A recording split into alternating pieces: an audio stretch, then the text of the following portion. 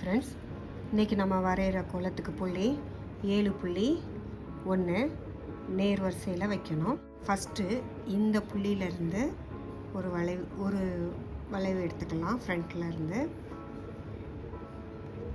எடுத்து நேராக இந்த புள்ளிக்கு வந்துடணும்.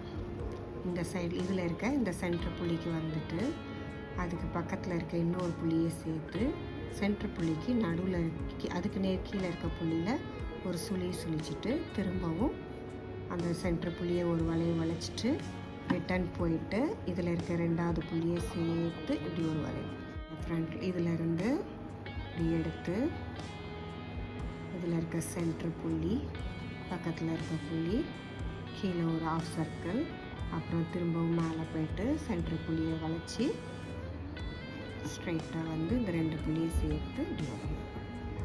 அவ்வளோதான். கோலம் போட்டு பார்க்கலாம்.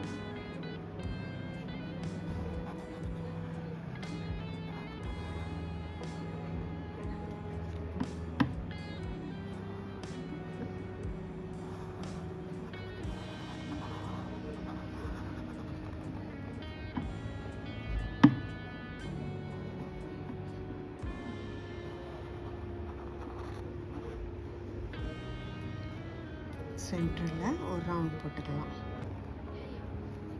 இந்த ரவுண்டை சுற்றி சின்னதாக அப்படி ஒரு டாட் மாதிரி வச்சு விட்ருவோம். அழகாக இருக்கும்.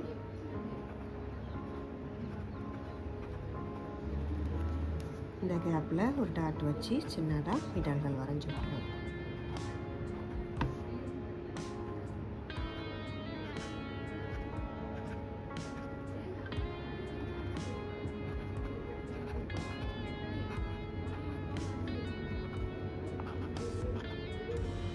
அவ்வளோதாங்க, கோலம் முடிஞ்சது.